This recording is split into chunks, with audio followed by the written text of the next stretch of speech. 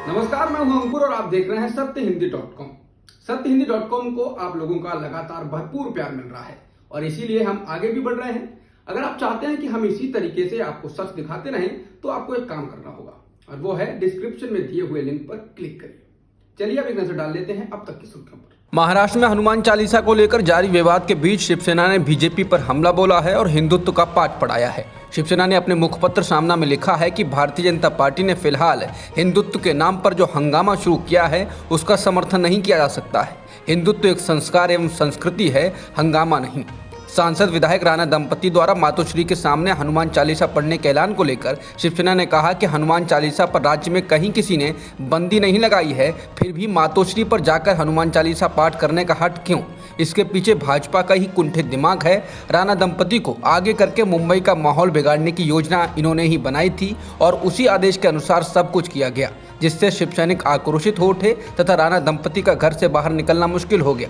शिवसेना ने इस दौरान नवनीत कौर राणा पर फर्जी दस्तावेज से फर्जी अनुसूचित जाति का प्रमाण पत्र बनवाने का भी आरोप लगाया है।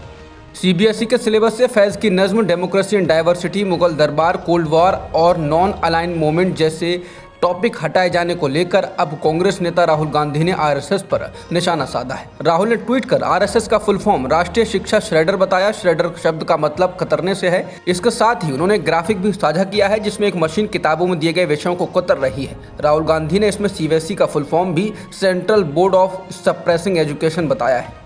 तेलंगाना के मुख्यमंत्री के चंद्रशेखर राव की तेलंगाना राष्ट्र समिति यानी टीआरएस ने इंडियन पॉलिटिकल एक्शन कमेटी यानी आईपैक से सौदा कर लिया।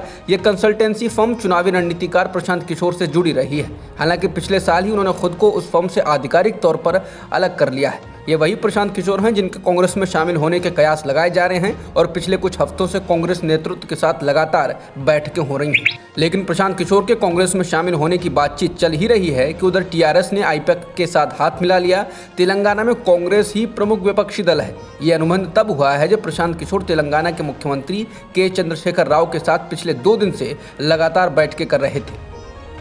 आरजेडी की इफ्तार पार्टी में सीएम नीतीश कुमार के पैर छूकर गिले शिकवे मिटाने वाले चिराग पासवान ने भविष्यवाणी की कि बिहार में राजनीतिक हवा बदलने वाली है।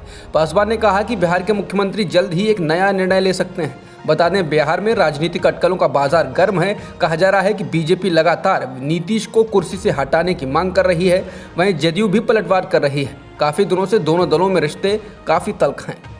बीजेपी सांसद साक्षी महाराज ने रविवार को सोशल मीडिया पर भड़काने वाला बयान दिया। उन्होंने एक फेसबुक पोस्ट में लिखा है कि जनता अपने घरों या पड़ोस में हमला करने के लिए लोगों की भीड़ आने की स्थिति में अपने घरों को कोल्ड ड्रिंक की बोतलों और तीरों से लैस कर लें। उन्होंने कहा कि ऐसी स्थिति में पुलिस उन्हें बचाने नहीं आएगी और इसलिए उन्हें खुद तैयार रहना चाहिए। विवादित बयानों को लेकर अक्सर चर्चा में रहने वाले उन्नाव सांसद साक्षी महाराज ने फेसबुक पर लिखा, अगर ये भीड़ अचानक आपकी गली मोहल्ले या घर में आ जाए तो इसका उपाय है कोल्ड ड्रिंक के 1 या 2 डब्बे और कुछ तीर ले लो। अपने संदेश के साथ उन्होंने लाठियों से लैस एक सड़क पर उतरते लोगों की भीड़ की एक तस्वीर पोस्ट की। इस तस्वीर में मुसलमानों की भीड़ को लाठियों से लैस दिखाया गया है। जाहिर है ये बयान देश के बहुसंख्यकों को संबोधित किया गया है। मुस्लिम महिलाओं को रेप की धमकी देने वाले साधु को जमानत मिल गई है। महर्षि लक्ष्मण दास उदासी आश्रम के बजरंग मुनि दास पर कथित तौर पर अभद्र भाषा के इस्तेमाल का आरोप है।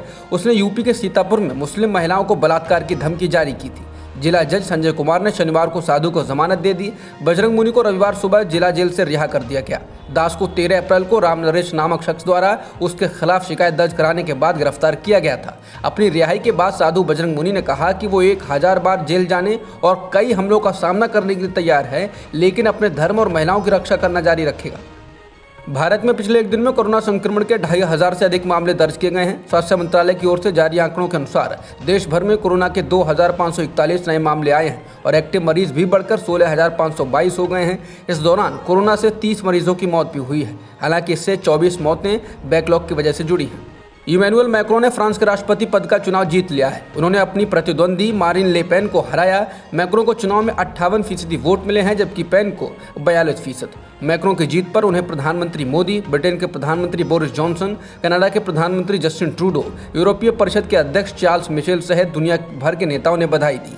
बीते 2 दशक में मैक्रों फ्रांस के पहले ऐसे नेता हैं जो दूसरी बार राष्ट्रपति का चुनाव जीते हैं। 44 साल के मैक्रों को अपने दूसरे कार्यकाल में कई चुनौतियों का सामना करना होगा।